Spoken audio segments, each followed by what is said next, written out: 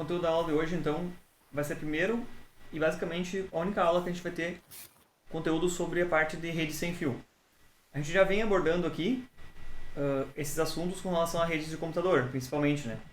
Esses meios guiados, a gente viu sobre redes de computador, a gente viu protocolos de comunicação usados em redes de computadores.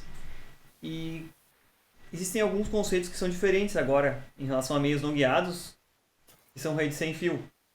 O primeiro ponto aqui é que um meio não guiado não requer toda a instalação de cabeamento, né?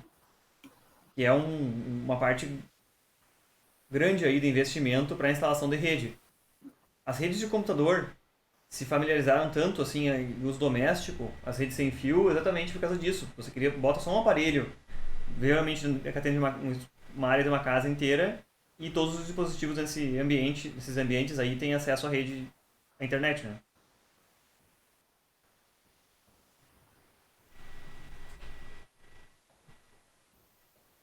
Esses protocolos de rede sem fio, eles foram desenvolvendo aqui a partir dos anos 90 e metade de 95, 97 em diante, e mais realmente se popularizaram depois de 2004, 2005, aqui no Brasil. Mas já existiam protocolos anteriores ao que a gente hoje em dia reconhece como Wi-Fi, a rede geral para tudo que é tipo de dispositivo, e Bluetooth para dispositivos portáteis.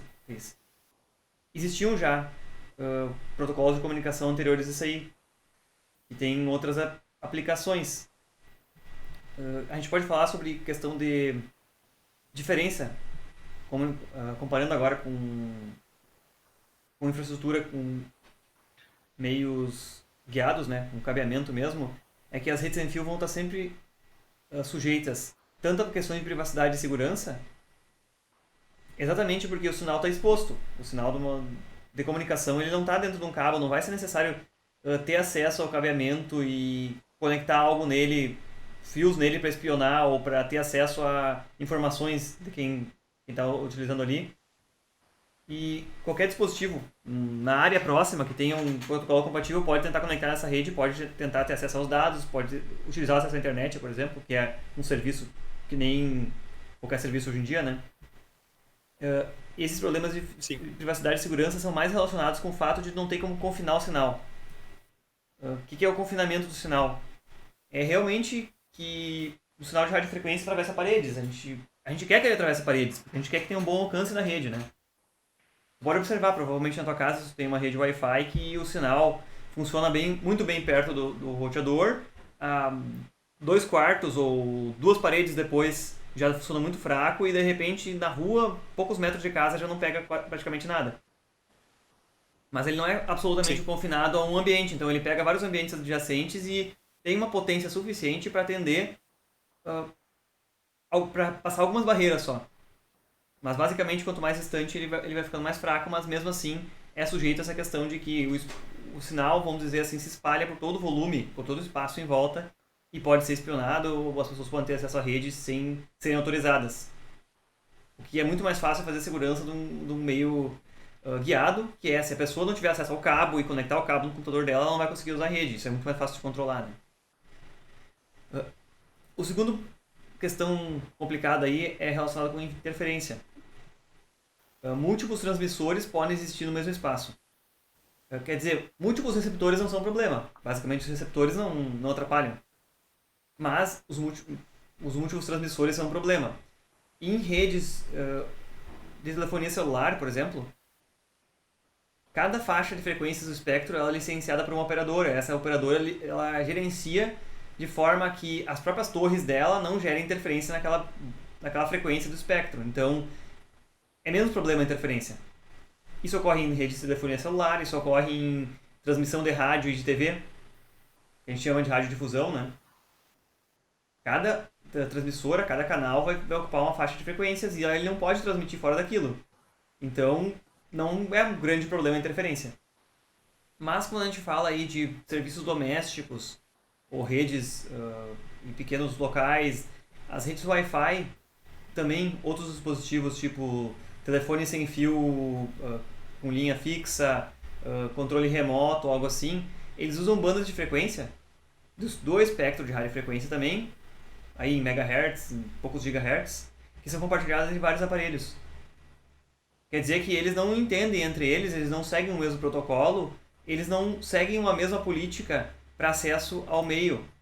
Como seria, quando a gente vai falar sobre rede Wi-Fi, os dispositivos seguem uma política de acesso ao meio para que eles não fiquem transmitindo o tempo todo simultaneamente. Isso seja reduzido o número de colisões que ocorrem. Como lá nos cabos Ethernet, lá também tinha problema de colisão, né? Quando dois dispositivos transmitiam no mesmo meio e os sinais chegavam juntos lá. É um problema. Isso é perda de... reduz o desempenho, perda dos dados transmitidos. Já com rede Wi-Fi, com outros dispositivos utilizando a mesma banda de frequência que não respeitam o mesmo protocolo, eles basicamente são interferência uns com os outros. Eu te citei outros exemplos aí, mas podem ter mais exemplos ainda de dispositivos que usam frequências similares. Algumas câmeras de segurança que não usam Wi-Fi também usam essas frequências. Alguns dispositivos tipo alarme, sensor de alarme sem fio, por exemplo, monitor de bebê eletrônica, tudo isso aí usam frequências espectro que são não licenciadas, quer dizer, o uso é liberado para qualquer um. Só que todo mundo que usar elas vai estar suscetível à interferência e não tem o que reclamar. Falando em rede sem fio, até agora eu só comentei essas aplicações mais típicas aí que a gente está bastante acostumado, né? Rede de telefonia celular, radiodifusão, televisão e Wi-Fi.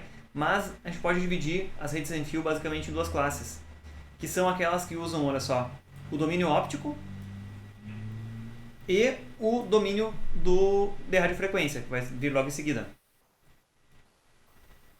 Tu já ouviu falar sobre esses dois tipos de tecnologia aqui, ó, que se chamam Li-Fi, que é a comunicação utilizando a modulação da intensidade luminosa, e IRDA, que é infravermelho. Esse aqui é um protocolo, na verdade, mas que é um dos mais difundidos para uso em comunicação via infravermelho. Já viu algum dispositivo compatível com isso aqui? Não. Nem esse IRDA? Nunca? Nunca. Não? Ok, eu vou comentar rapidamente isso aqui.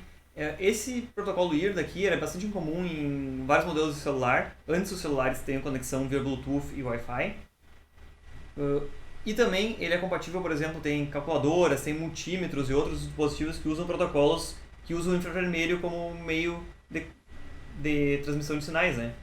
Mas o infravermelho também é usado em fibras ópticas, não é? É um comprimento de onda, de luz que não é visível, né?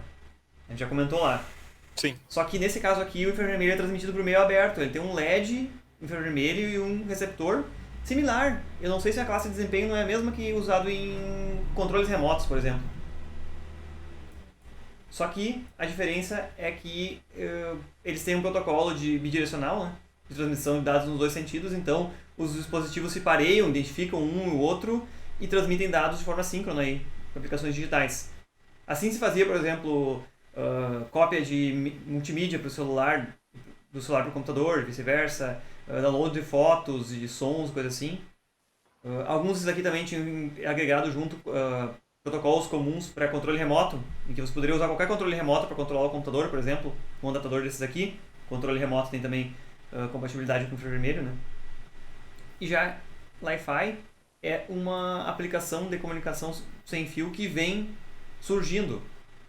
Não existem assim padrões comerciais largamente difundidos ainda. Mas a Li-Fi é uma comunicação que atualmente, como basicamente toda a iluminação nova que está instalada aí é baseada em LEDs, LEDs são dispositivos semicondutores nos quais se pode modular a intensidade luminosa deles. Pode controlar a intensidade luminosa muito rapidamente. Inclusive numa frequência que os olhos humanos não percebem. Tu sabe qual a frequência que uma luz piscando pode ser detectada pelo olho humano? Tu consegue perceber ela? Já pensou nisso? E se uma luz está piscando rápido, tu não consegue perceber ela piscar? Existem alguns limites aí. Por exemplo, em torno de 50 a 100 Hz, mesmo que tu não perceba a luz piscando, vai ter uma pequena cintilação assim nela, vai conseguir perceber levemente e pode gerar até mesmo uma vibração no olho, pelo olho tentar seguir aquela luz ainda piscando. Mas chegando perto de 1 kHz, o olho humano não percebe mais ela, de forma nenhuma. Então, se modula a intensidade luminosa em frequências acima de 1 kHz, 1 kHz, 10 kHz, 100, 1 MHz, 10, centenas de megahertz até, ela é imperceptível. Quer dizer, a gente vai seguir tendo a percepção de iluminação do ambiente, uma lâmpada qualquer, mas pode estar transmitindo informação. O mais interessante, lembra que eu falei sobre confinamento de sinal? É que a luz, como a gente tem luz visível, ela não atravessa paredes. E a gente implicitamente a gente quer já ter quer ter um ambiente em função da questão de intimidade, a gente já tende a ter os ambientes fechados, né, onde a gente utiliza. A gente não tem a nossa janela aberta o dia inteiro, a gente não tem um banheiro com uma grande janela aberta ou um quarto com uma janela aberta. Então, a luz pode ser muito mais confinada, porque ela não vai atravessar entre uma parede e outra, ambientes adjacentes.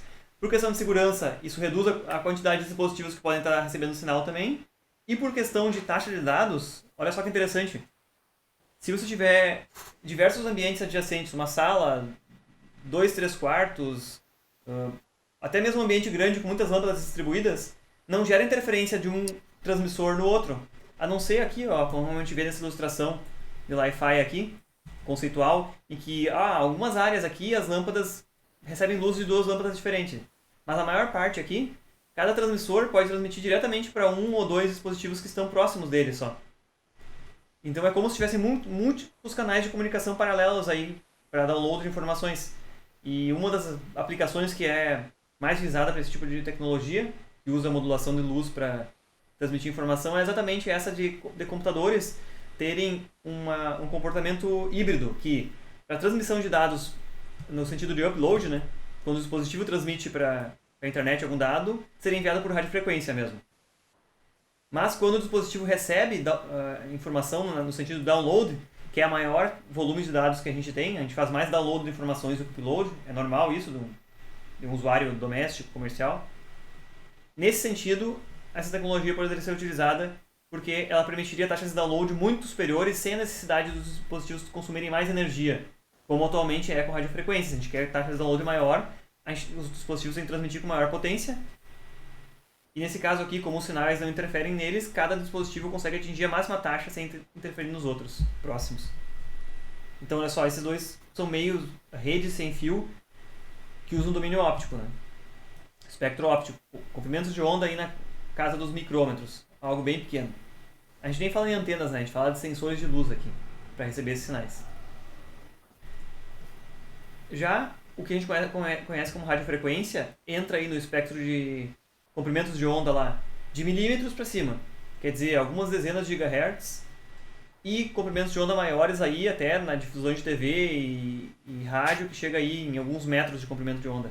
Mas tudo isso aí é um comprimento de onda de radiofrequência, que a gente já fala desses conceitos, que vocês já viram lá em Telecom, viram em Telecom 1 também, que é antenas, toda essa questão do uso do espectro de radiofrequência que é regulamentado, pelo que eu comentei antes lá.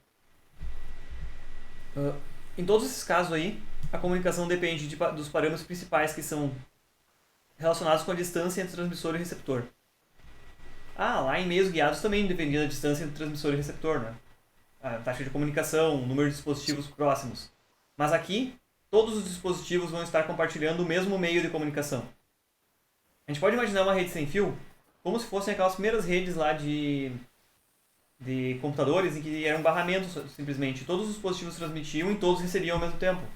Porque afinal, uma rede sem fio, tudo que um dispositivo transmitir, ele não tem um lado preferencial na qual ele está transmitindo, ele vai transmitir para todos os lugares, de uma forma similar, com potência similar. Até porque ele quer ser móvel, então ele não sabe bem para qual lado ele vai ter que transmitir, então transmite para todos os lados.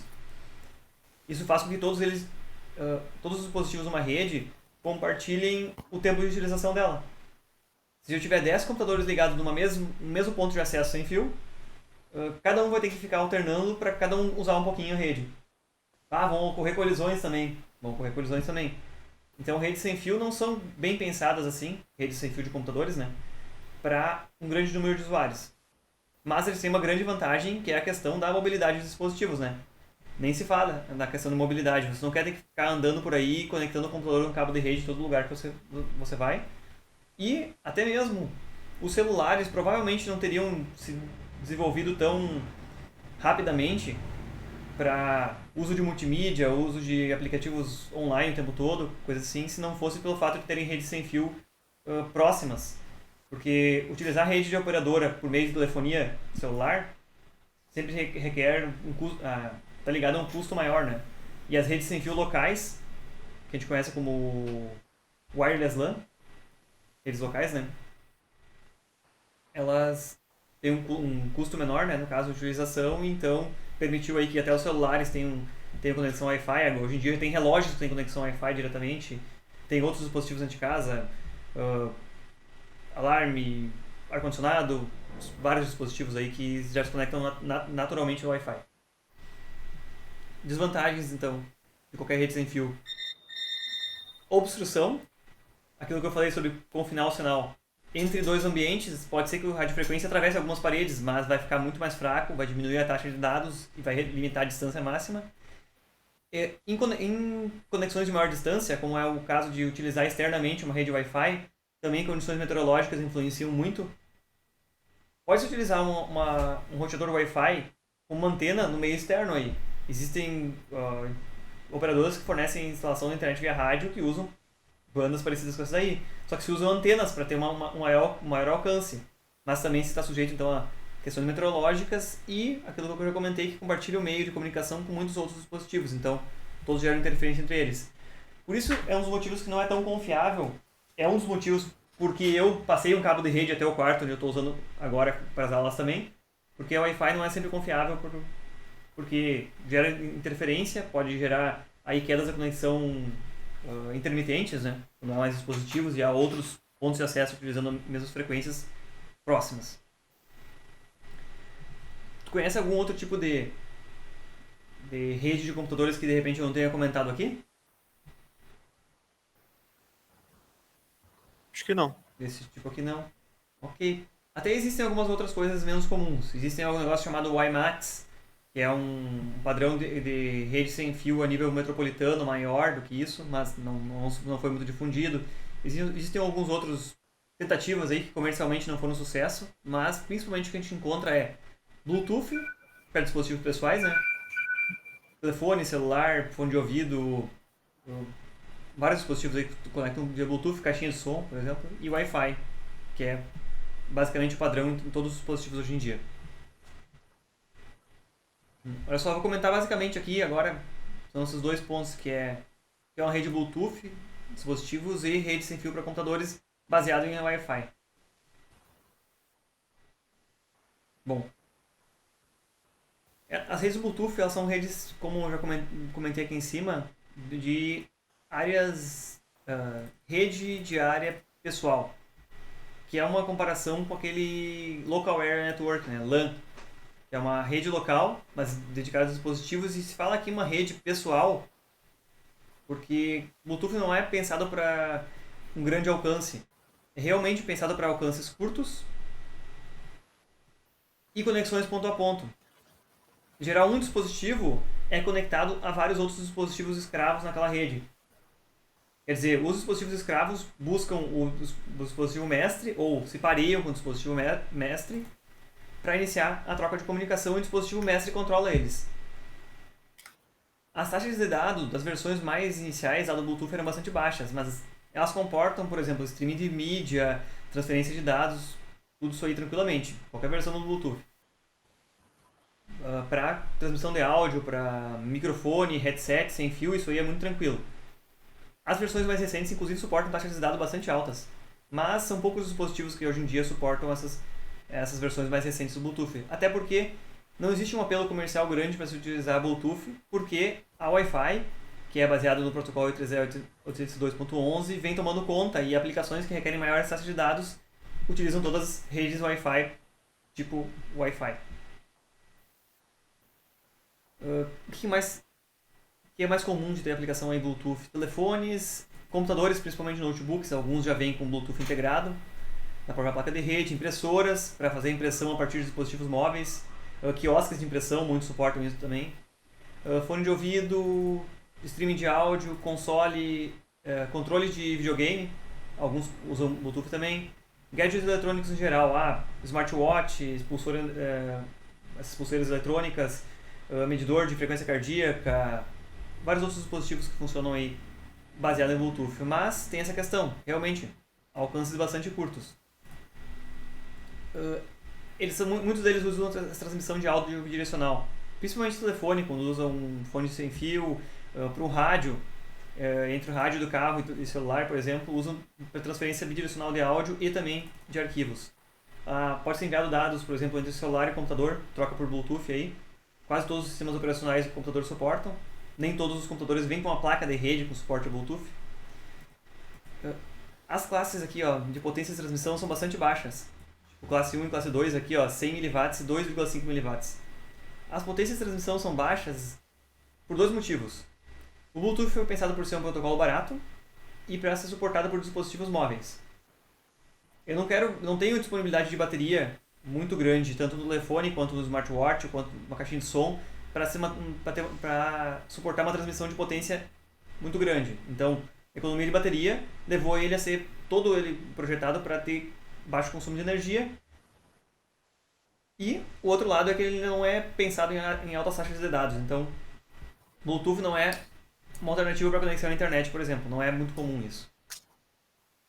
Mas ele também usa espectro de frequência parecido com o Wi-Fi usa, que é lá em portadora em torno de 2.45 GHz.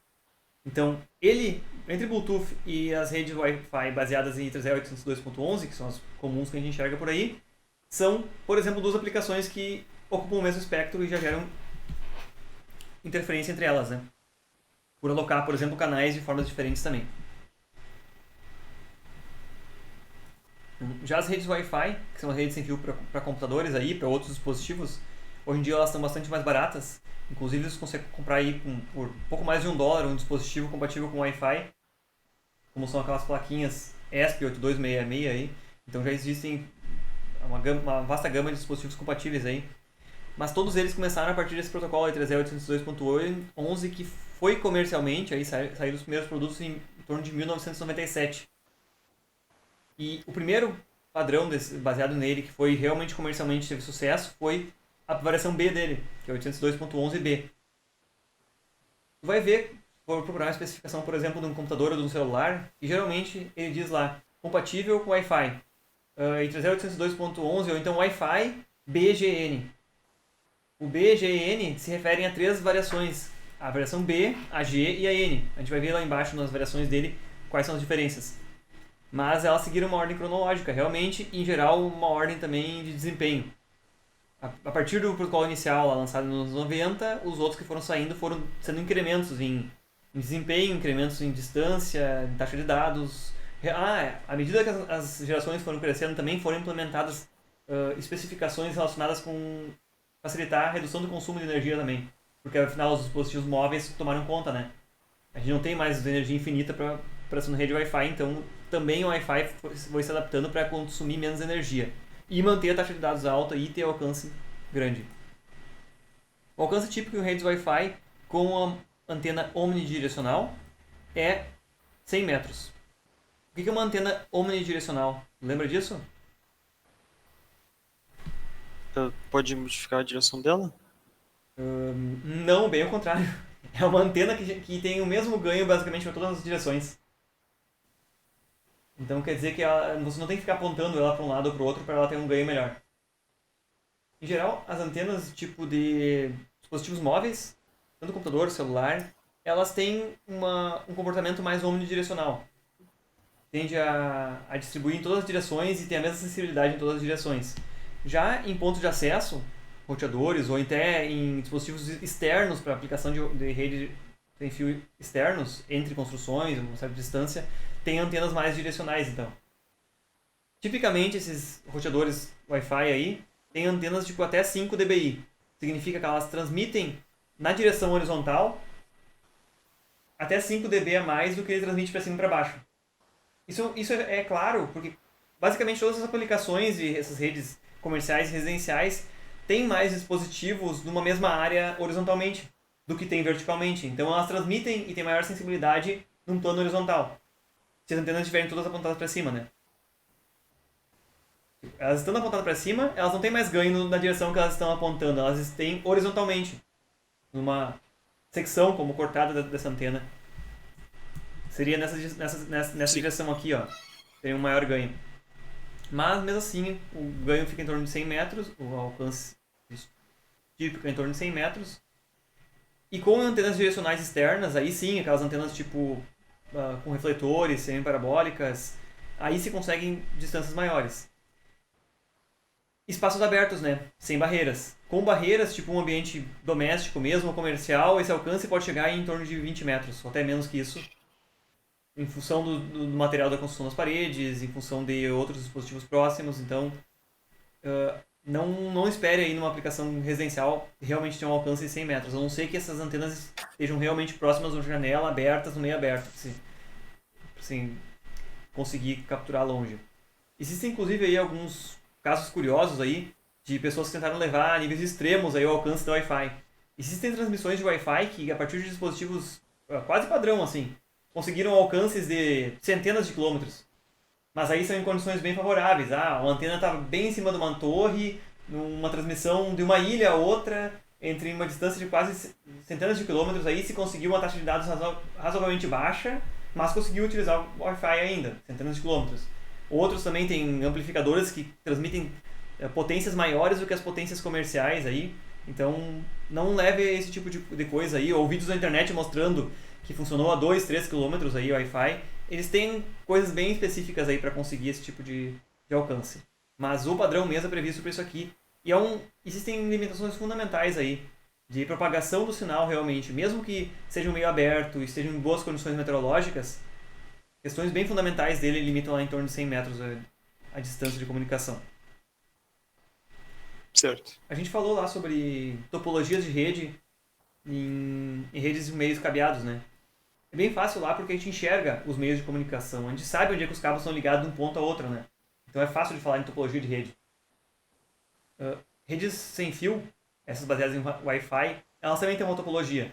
A gente pode dizer que elas têm topologia, a maior parte delas, topologia estrela. Que tem um dispositivo central, que é o tal do ponto de acesso. Pode se apresentar de diversas formas aí. Pode ser um roteador doméstico tipo esse. Pode ser um roteador mais para ambiente comercial aí, mais robusto, tipo um equipamento desse da Cisco, que tem as antenas internas, né? Não quer dizer que ele não tem antenas aparecendo que ele tem menor desempenho. E os dispositivos móveis aí, ou outros dispositivos mesmo que não sejam móveis, eles ficam conectados ponto a ponto diretamente aqui nesse roteador. Então quer dizer que eles não transmitem diretamente informação entre um e outro. Quer dizer que, olha só, imagina que num ambiente, um dispositivo está conectado nesse roteador aqui, por exemplo, ele está a 80 metros para um lado e outro dispositivo está a 80 metros para o outro. Obviamente que esses dois dispositivos não conseguiriam mandar dados diretamente um para o outro, né? Se tivessem cada um a 80 metros um lado em relação ao ponto de acesso. Então, acaba que esse ponto de acesso no meio, ele faz essa troca de informação entre um lado e outro, bastando cada dispositivo cliente estar a uma distância máxima do próprio ponto de acesso, ele vai conseguir comunicar com todos os outros dispositivos que estão, naquele momento, conectados ao mesmo ponto de acesso. Ok? Uma coisa bem pertinente aqui, a parte de redes de comunicação é que, basicamente, esse protocolo ele trabalha nas camadas de física e enlace. Por quê? A camada física ele não utiliza meio guiado, ele utiliza sinais de radiofrequência em determinadas frequências, com certos canais, com uma certa modulação da amplitude, fase daquele sinal em torno da portadora, tudo isso aí, questões físicas. Tem uma determinada distância, um alcance máximo, tudo isso aí. E a questão da camada de enlace entra todas aqueles políticas de acesso ao meio, formato do pacote. Lembra que o pacote Ethernet lá tem um certo número de bytes? Tem um formato lá que tem um cabeçalho, tem um endereço MAC de destino, MAC de origem, outras informações de controle do protocolo. Também, a rede Wi-Fi também tem um frame um formato similar. Então, aquilo que a gente enxerga lá em meios guiados como sendo camada física, o cabeamento metálico, o cabeamento fibra óptica e camada de acesso ao meio, camada de enlace, Ethernet, geralmente, aqui a gente vê como camada física, radiofrequência, protocolo de acesso ao meio lá e camada de enlace, algum desses padrões, entre 0802.11 e a extensão dele, a versão dele. Então eles referem essas duas camadas inferiores aí da pilha de comunicação. Quer dizer que qualquer rede Wi-Fi é compatível com toda a parte de cima da pilha de comunicação. É compatível com IP, em cima do IP também é compatível com o TCP, com o UDP, com todos aqueles protocolos diferentes lá. Só muda realmente as duas camadas de baixo. Tudo que tem lá em cima, que num dispositivo já existe implementado, você bota uma placa de rede Wi-Fi e ele vai se comunicar com uma rede Wi-Fi de forma transparente. Não importa para as camadas de cima o que tem na camada de enlace no meio físico. O que importa é que aqueles protocolos de cima já estão prontos lá. Da mesma forma que para o sistema operacional ele trata uma placa de rede, tipo Ethernet, com meio cabeado, uma interface de fibra óptica ou uma rede Wi-Fi da mesma forma. Porque o sistema operacional só implementa da camada IP para cima. A parte de baixo ele tem um driver genérico que trabalha com qualquer tipo de placa de rede, independente do meio físico, basicamente seguindo as mesmas regras. Existe, olha só, eu comecei a falar sobre topologia de rede, né? Então, geralmente elas são em estrela, então os dispositivos se conectam a pontos de acesso, que podem ser diversos formatos aí. E existe também a possibilidade de conexão direta entre os dispositivos, que se chama transmissão ad hoc, que é conexão ponto a ponto. O Windows, se eu não estou enganado, tem esse suporte, essa funcionalidade, que você simplesmente vai... Um dispositivo que é cliente, não é um ponto de acesso, ele vai lá e abre uma conexão ad hoc, outro dispositivo próximo também abre da mesma forma, e você pareia eles, similar ao que acontece no Bluetooth lá, para trocar dados diretamente. É como se eu estivesse fazendo analogia a um meio guiado, um cabo de rede ligado direto ao meu computador em outro computador, e eu basicamente configuro a minha rede IP com uma configuração fixa no meu lado, o outro do lado deles, trocam dados de qualquer forma, sem precisar de um servidor ou um roteador central aí. Olha só, como uma alternativa a essas duas topologias, que é uma topologia estrela e a topologia é uma conexão ad hoc, ponto a ponto, entre os dois dispositivos, existe também, a partir de um determinado padrão lá do I3E802.11, alguma terminação lá, a gente vai ver numa tabela completa depois, uma topologia de rede que se chama Mesh. Na topologia de rede Mesh, vários dispositivos funcionam como nós e podem trocar pacotes diretamente entre eles. Ó. Não necessariamente que tenha um central somente, mas os vários dispositivos, se tiverem numa faixa de alcance, aí, numa distância determinada, e estiverem dentro da faixa de alcance dos outros, conseguem conectar diretamente um ao outro. Se tivesse um outro dispositivo aqui fora, nossa mesh aqui, nessa esboço de uma rede, que conseguisse conectar com esses dispositivos somente aqui, essa versão dos protocolos de rede que suportam mesh, esses dispositivos de forma natural funcionaria como um roteador, e esse dispositivo fora aqui, que só consegue enxergar um deles, iria rotear os dados para conseguir chegar nos outros também. Dentro dessa rede mesh. Quer dizer, cada um deles serve como uma ponte para os outros. Se eu tivesse ali vários outros dispositivos que só têm alcance por um nó intermediário, esse nó intermediário ainda assim conseguiria rotear e chegar nos outros também. Tomar cuidado, olha só, eu estou falando de um roteamento aqui nessa rede aqui, mas tudo isso aqui acontece a nível de camada de enlace. Camada física e enlace, é o que agrega esses protocolos aqui. Isso aqui nem chegou naquele nível de IP lá em cima. Esse formato de rede aqui, que permite múltiplas conexões aí, torna ele mais tolerante a falhas, porque tem mais nós e mais caminhos entre os nós, né? E é bom, porque afinal redes sem fio são sujeitas a tantos problemas lá que eu comentei, né? Interferência, outros dispositivos que estão transmitindo na mesma banda, distância, variação de condições meteorológicas e tudo mais. Mas então quando eles têm várias rotas, a possibilidade de vários dispositivos servirem como rota alternativa entre eles, isso já vem inato no próprio protocolo, é muito mais confiável essa rede. Nesse caso, quando se quer acesso à internet, somente um dispositivo precisa ter conexão à internet. Porque um dispositivo tendo conexão com a internet, ele vai ser utilizado como rota pelos outros, né? Isso aqui é bastante interessante, isso aqui. Existe a possibilidade de roaming também. Já ouviu essa palavra roaming? Não. Se você vai viajar fora da região, vai viajar para uma região em que a telefonia celular tem outra... aqui é 55. Vai viajar para a região 51, 55, ou sai fora do estado e vai para Santa Catarina, Paraná, o celular ele costuma exibir uma mensagenzinha dizendo é em ROAM. Significa que ele está fora da área normal dele. Do ponto de vista de telefonia, você vai pagar uma tarifa diferenciada e tudo mais. Do ponto de vista de redes assim, locais de computadores, roaming é o dispositivo poder se deslocar entre estar conectado a um nó diferente em cada momento e à medida que ele vai se deslocando, vamos supor aqui um dispositivo que está se deslocando, ele vai conectando ao nó mais próximo. E isso, naturalmente, esse dispositivo aqui de baixo vai trocando o nó com o qual ele está se comunicando à medida que ele vai se deslocando.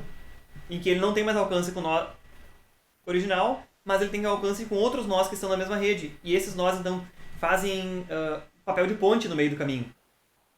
Fazendo com que os pacotes sigam chegando ao mesmo destino que originalmente, de uma forma transparente. Então, roaming em redes de telefonia celular é quando tu viaja, geralmente para outro estado ou fora da região. Roaming em redes mesh é isso. Você não precisa estar sempre próximo do alcance de um nó ou de um ponto de acesso só. Estando próximo ou na região de cobertura de um dos dispositivos, automaticamente você já está autenticado e consegue se comunicar dentro daquela rede. Certo. Então são basicamente as 3 topologias que é possível. É interessante saber isso aqui exatamente para entender a aplicação delas, né? Redes ad hoc são de um dispositivo a um dispositivo, redes normais que tem topologia estrela precisam de um ponto de acesso, mas não é necessário, você pode ter uma rede ad hoc aí, e redes em mesh. Não existem mais redes nessas topologias em mesh porque elas são mais dependentes tecnologicamente, os dispositivos têm que ser mais avançados, requerem mais processamento, requerem mais energia para a operação dela e tudo mais, então por serem mais caras elas não são tão comuns. Mas em meios aí comerciais, em redes maiores, isso aqui é bastante comum. Na universidade, inclusive, existem partes do campus aí que tem dispositivos da rede institucional aí que podem operar com essa configuração.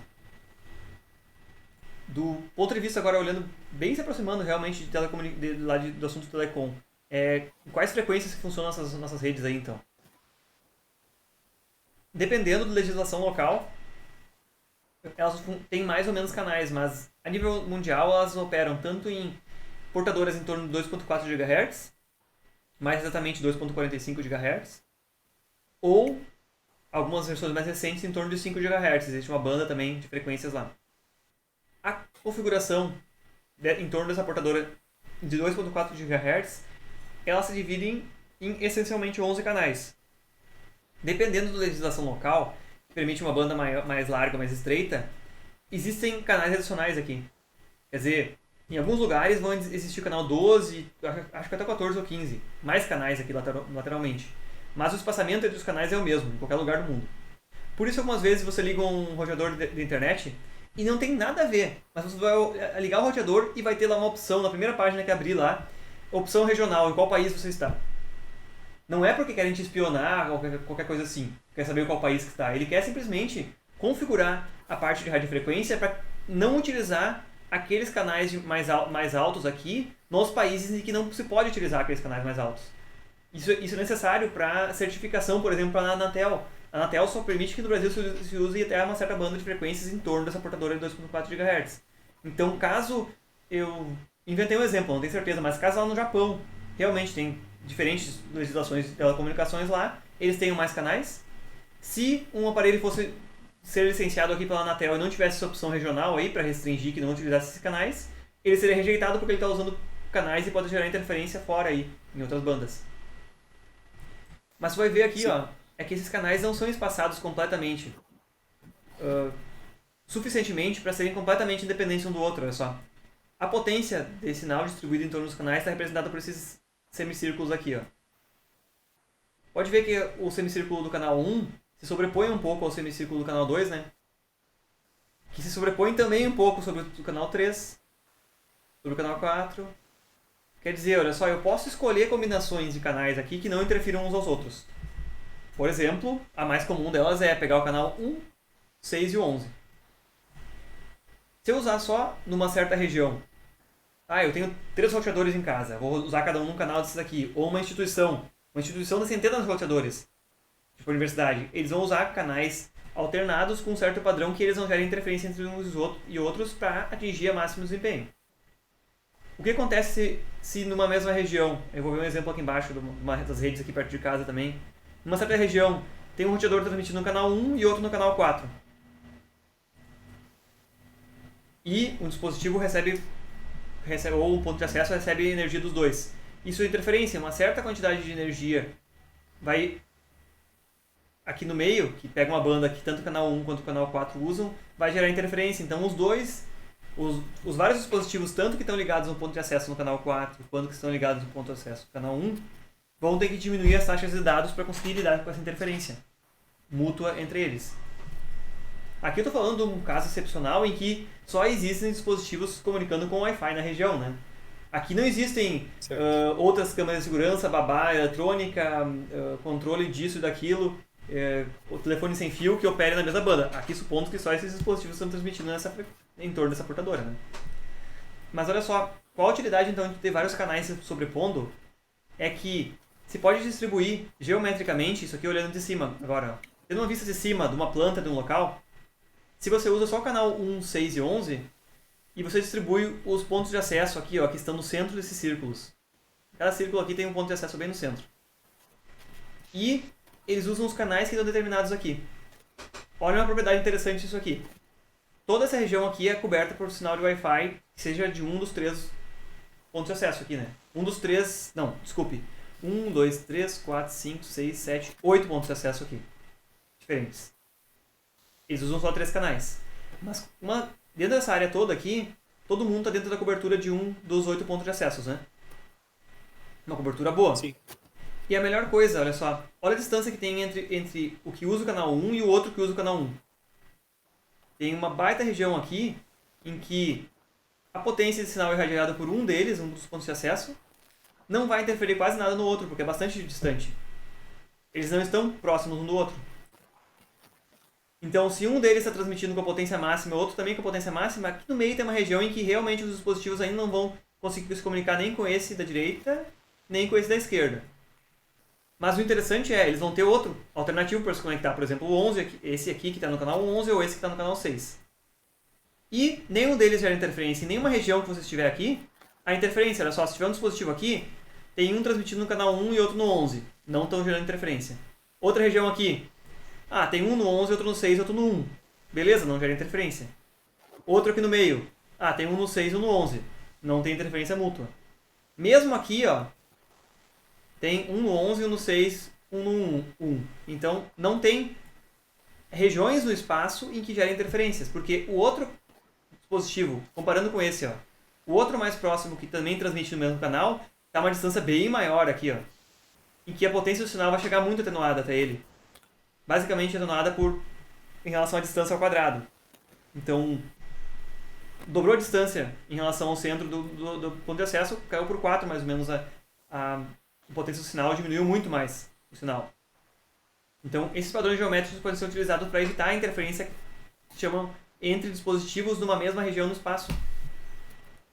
Existem outras possibilidades também. Olha bem, nessa escala aqui do lado, ó, a gente tem as cores de acordo com o canal. Esse exemplo, ó, do que usa 6 amarelo, 1 preto e 11 roxinho aqui, ó, é esse primeiro exemplo de cima, parece uma colmeia, né?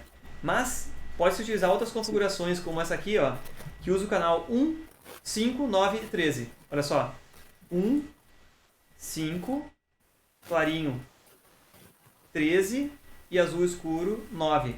Então também, olha só, eles estão longe um do outro. Mas vai dizer que o 1 e o 5 interferem, né? Chega a se tocar aqui, ó. O 9 e o 5 também chegam a se tocar aqui. E o 13, nos locais onde tiver o canal 13, obviamente, né? Onde for possível e tiver canais extras aqui, tiver o 13 também, pode ter um padrão desse tipo. Ele também tem essa propriedade, que se você pegar qualquer região aqui no meio, até o próximo ponto de acesso que usa o mesmo canal tem uma grande distância aqui. Que é maior do que nesse caso de só ter 3 canais. Quando você tem 4 canais de opção, a distância entre um e outro que usa o mesmo canal é maior ainda. Então, geometricamente, se pode distribuir assim e ter uma cobertura razoável. Claro, quando há um planejamento, né? Distribuição de pontos de acesso. Aqui, agora, para te ver como uma coisa caótica, eu peguei o meu celular aqui, tem um aplicativo ali aberto para Android, chamado Wi-Fi Analyzer, e peguei aqui, tirei um print do momento no qual, aqui onde eu estou sentado, as forças das redes Wi-Fi que chegam aqui. Você consegue interpretar o que tem de informações aqui? Aquela informação de informações? Ó, onde eu estou sentado aqui. Agora, eu abri uma tela do dispositivo, esperei uns segundos ali e ele leu as redes locais. Certo. Olha que interessante aqui a distribuição dos canais. Ó. Ele mapeia aqui até o canal 14. Ó. Mas eu te chamo a atenção, esses aqui são só os dispositivos que trabalham em torno da frequência de portadora 2.4 GHz. Aqueles dispositivos que trabalham em torno de 5 GHz tem uma outra tela separada. O meu celular não suporta isso, então o meu celular não mostra nenhum dispositivo. Mas olha só, existe uma rede aqui chamada Enzo, Nego Velho, Adriano, 2G Adriano, E todas elas estão um pouco por cima um do outro, né? Aqui ele estima mais ou menos quanto a largura de banda de frequências utilizada por cada uma dessas redes. E aqui tem outras duas, chamadas NET, claro, Wi-Fi e, por exclusão, a P403, parece. Então, por cima uma da outra também, ó. Que usam um canal separado lá. Então, essas aqui, obviamente, estão gerando grande interferência uma sobre a outra, né? Tem uma boa parcela aqui, ó. Sim. Elas estão com uma certa distribuição, que essa aqui, por exemplo, ela está no canal 4 agora. E essa aqui deve estar em torno do canal 6 aqui no meio. Essa aqui deve estar em torno do canal 1, 4 e 6. Só que olha só, essa rede aqui deve estar mais longe, um apartamento mais longe, uma casa próxima aí. E o nível de potência é menos 80, então, quase menos 80 dBm. Menos 78 dBm. Ó. Certo. Comparando com essa outra rede aqui, que está em 56 dBm, mostra que essa rede aqui com menos 56 dBm tem uma potência muito maior do que essa outra em menos 78 aqui. Quer dizer que se eu conectar essa aqui, eu vou ter muito melhor desempenho do que conectar essa. E olhando lá em cima, 1, 4 e 6, olha o quanto as potências se sobrepõem aqui, ó. Se eu pegar só 1, 4 e 6, como é a distribuição daquelas três redes ali, ó. Sobrepõem bastante, né? Não são uma boa escolha para evitar a interferência.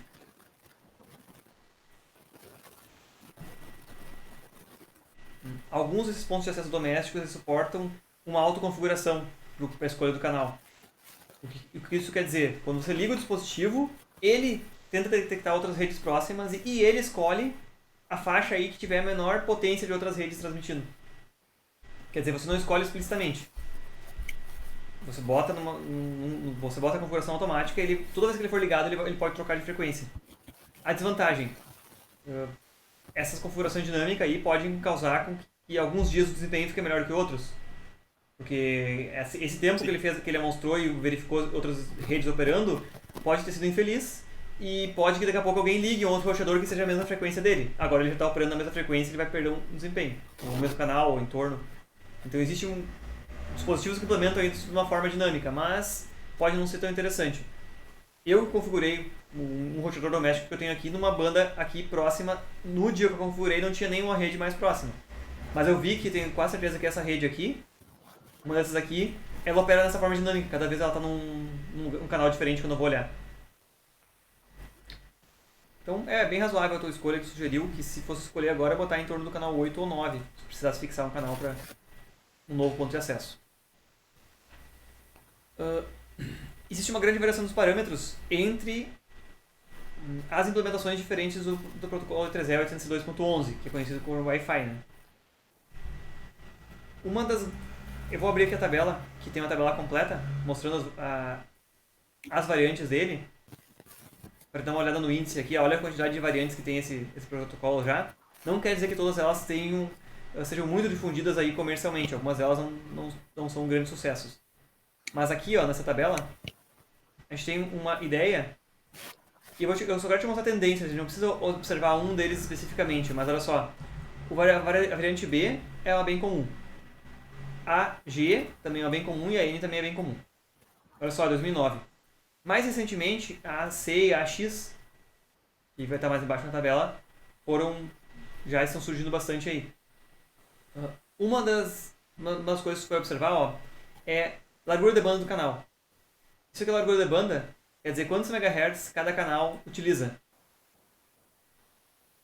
Quer dizer, aquela largura de banda lá que os canais podem se sobrepor um sobre o outro, ocupa 22 MHz só.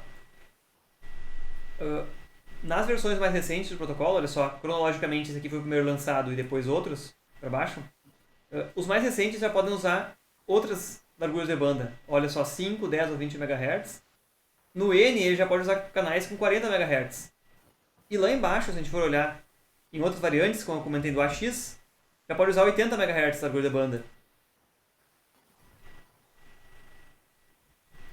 O que quer dizer isso? Com relação a essa questão aqui de que vários dispositivos compartilham a mesma banda, aqui eles usavam só 20 MHz de largura de banda e já se sobrepunham. Se tiver uma rede aqui operando a 40 MHz, ele já vai ocupar o dobro do espaço do que um ocupava aqui, no espectro. 80 MHz ocupa muito mais aqui dentro. Então estão muito mais suscetíveis à interferência. Esses protocolos ali. Mas eles tentam lidar com interferência de outras formas. Transmitindo com uma potência menor. Mas quer dizer, não existe um milagre. As versões mais recentes, os protocolos mais avançados, até esse AC aqui, ó, que usa até 160 MHz, eles estão sujeitos a mais interferência, obviamente. Questões tecnológicas que foram surgindo no avanço desses dispositivos aqui. Um grande marco aí foi o início da adoção dessa modulação chamada OFDM. Pode ver que daqui para baixo, todo mundo cita o OFDM de alguma forma. Variações do OFDM, OFDM, OFDM, OFDM, OFDM. E todo mundo lá para baixo usa isso. Esse esquema de modulação, chamado OFDM, em comparação com o esquema normal que a gente tem, olha só, o esquema normal que a gente tem, tipo transmissão de rádio, vários canais são transmitidos por transmissores diferentes, né? Cada rádio transmite num, televisão também, cada um transmite num transmissor diferente. Eles têm que ter um espaçamento aqui no meio de segurança entre eles, porque os filtros do receptor não tem como filtrar perfeitamente aqui, ó, e pegar direitinho cada um separado, assim, ó, bem bonitinho. Os filtros têm limitações físicas de implementação, limitações tecnológicas. Então tem que ter um espaçamento aqui em volta, às vezes são chamadas de bandas de guarda, em que essas frequências não são utilizadas explicitamente por ninguém. Se um rádio está lá em 105.1, o outro lá em 105.3, mesmo que ele não tenha largura de banda completa, não pode transmitir um outro aqui no meio, porque tem um vestígio aqui de transmissão de outros no meio. Esse esquema de modulação, o AFDM, que usa portadoras ortogonais, ele é capaz de transmitir várias portadoras muito próximas e aproveitar o máximo possível o espectro. Mas, olha só, essas múltiplas portadoras são usadas pelo mesmo dispositivo. O mesmo ponto de acesso usa várias frequências próximas aí para transmitir para o mesmo dispositivo. Está usando a rede Wi-Fi. O dispositivo também transmite de volta para o ponto de acesso, usam esse tipo de modulação. A vantagem dele é que várias portadoras, frequências muito próximas, podem ser transmitidas. E o motivo dele ter vantagem em relação a usar simplesmente uma modulação comum, tipo PSK, QAM, aquelas que a gente viu várias lá, é o fato de que o meio não guiado, como o radiofrequência, sofre alguns efeitos parecidos com o que a gente via em meios metálicos lá. Lembra que em meios metálicos tinha um problema de reflexão de onda? Quando dava reflexão de onda, algumas frequências eram mais atenuadas que outras, né? Lembra lá, se tivesse uma ponta no cabo aberto, se tivesse um problema de casamento de impedância em algum lugar, eram ondas refletidas e algumas frequências dava aquela interferência construtiva, que o sinal ficava maior, outra interferência destrutiva, o sinal era atenuado, então tinha um comportamento espectral lá, algumas frequências eram muito ruins, outras eram melhores. Isso aqui é muito mais exacerbado, muito mais forte em comunicações sem fio. Porque os sinais refletem em diversos pontos. Uma parede reflete um pouco da potência, um bom condutor, a própria terra, uma quantidade de água, uma piscina, um lago refletem ondas também. Então, um meio não guiado aí, ele é cheio de reflexões do sinal. E essa modulação permite utilizar melhor, porque aquelas frequências em que ocorre uma grande atenuação, simplesmente ele deixa de usar aquela frequência lá para transmitir dados e poupa energia. E aquelas frequências que o sinal chega muito bom, ele vai lá e aumenta, transmitindo mais potência naquela frequência ainda, para poder transmitir maior taxa de dados ainda. Então ele consegue, de uma forma, utilizar bem o espectro. Eu estou falando sobre questões aqui, ó, tecnológicas relacionadas a essa evolução das redes sem fio. A outra questão aqui, ó, eu primeiro falei da largura da banda, que foi aumentando, dessa tecnologia OFDM. Pode ver que não aumentou muito a questão da distância de comunicação, ficou mais ou menos sempre limitada. Outro aspecto tecnológico aqui é o tal dos sistemas MIMO. MIMO. Normalmente a gente está acostumado a falar em sistemas SISO, que é um transmissor, single input, single output. Um único transmissor e um único receptor. Quer dizer, uma antena no transmissor e uma antena no receptor. Esses esquemas, essas modulações aqui, ó, a partir dessa variação N aqui, começam a utilizar esquemas MIMO, eles podem ter múltiplas antenas para transmitir e múltiplas antenas para receber. Mas as múltiplas antenas, elas transmitem as mesmas frequências e as mesmas codificações de dados. Mas aí existem ganhos ainda, porque uma vez que você transmite para várias antenas aqui, ó, vários transmissores e vários receptores, ele consegue lidar melhor com aquela questão lá que eu falei, que ele recebe múltiplas reflexões de sinal, né? Então o que ele faz? Olha, esse exemplo aqui. Se eu tenho 3 transmissores e 3 receptores, olha, eu quero mandar um sinal que fique muito forte no receptor 3, porque agora eu estou me comunicando com o receptor 3. O que ele faz? Ele manda uma onda no transmissor 3, modula lá com a máxima potência que ele pode no transmissor 3. Olha só, em relação ao transmissor 3, ele está a uma determinada distância do receptor 3. O transmissor 2 está a uma distância diferente, né? Então vai demorar um pouquinho mais para o sinal se propagar, né? Um pouquinho mais, né? E esse aqui vai demorar um pouquinho mais ainda, né? O sinal se propagar. Então o que ele faz? Ele transmite aqui com uma determinada fase, aqui ele transmite um sinal também com uma determinada potência, com uma defasagem um pouquinho adiantada. Quer dizer, essa onda começa a ser transmitida um pouquinho antes, para que chegue junto lá. Para que essa diferença de distância percorrida faça com que chegando lá, ela chegue em fase e seja muito bom o sinal. Esse aqui também. Olha só, esse transmite com um adiantamento de fase maior ainda que esse, maior que esse, para que esse vai se propagar para uma distância maior ainda. Mas se esse aqui transmitir com uma determinada fase, esse um pouquinho atrasado e esse um pouquinho mais atrasado, elas chegam em fase lá e o sinal chega muito bom lá, com muita potência. E olha que interessante, pensa nessa mesma propriedade. Ó. Esse aqui está transmitindo um sinal que começou antes do tempo, esse segundo sinal começou um pouquinho atrasado, para compensar o fato de que o caminho percorrido é menor, e esse terceiro sinal saiu mais atrasado ainda. Mas eles vão chegar lá juntos, porque a distância é diferente, né? Essa é a lógica do sistema de múltiplas transmissores e múltiplos receptores. Pensa agora nessa situação, estou transmitindo com essas fases assim. Não vai gerar tanta interferência no 1, porque olha só, no 1, esse aqui vai chegar primeiro. Esse aqui vai chegar depois atrasado, e esse aqui vai chegar muito atrasado. Então o 1 não vai ter tanta ênfase nesse sinal, porque ele vai chegar com fases bastante desbalanceadas. Porque esse sinal foi feito e vai ser transmitido com um foco para aquele receptor lá. E da mesma forma, se pode só ajustar a fase e as potências dos sinais para que, quando eu quero focar em transmitir esse do centro transmite com uma fase e esses dois aqui, que estão a mesma distância, transmitem com outra fase para que foque nesse. Ou foque nesse. Então, os transmissores têm relações de potência transmitida e fases para focar em qual receptor ele quer melhor. E isso se chama diversidade espacial, o fato de ter vários transmissores e vários receptores. Também é possível, com o processamento de sinal, que no receptor diversos canais separados sejam recebidos e, para o processamento digital dos sinais, bastante bem separados.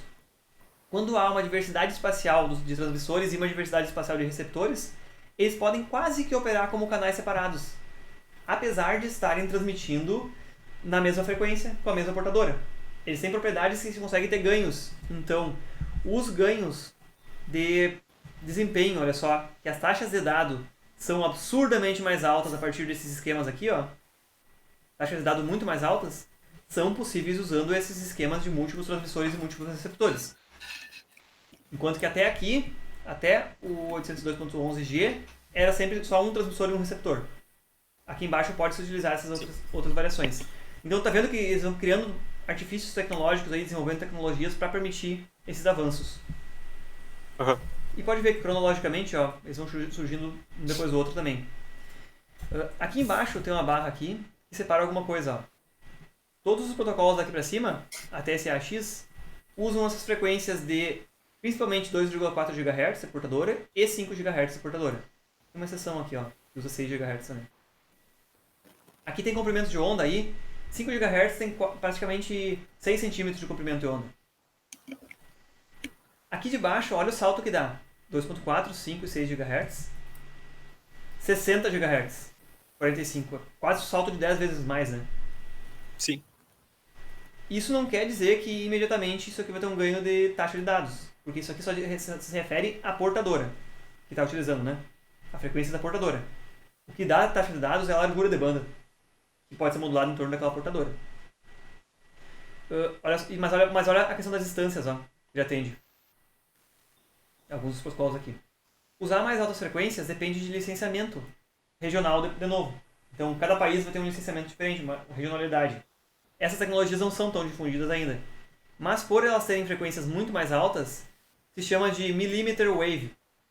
Se aqui os comprimentos de onda é na casa dos centímetros, 10 vezes mais alta a frequência e mais ainda, tem alguns pensando em trabalhar em frequências mais altas ainda, isso aqui já está na casa dos milímetros do comprimento de onda.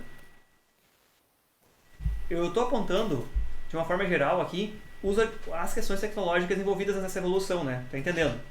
Mas eu te sugiro aí dar uma olhadinha na tabela de cima a baixo para te ver exatamente isso aqui e ver que comercialmente os dispositivos, se tu for procurar os dispositivos que tu tem na mão aí mesmo, que tu tem acesso, eles implementam alguns desses protocolos aqui e os mais recentes basicamente são baseados nesse AX aqui, que tem um desempenho bastante superior mesmo.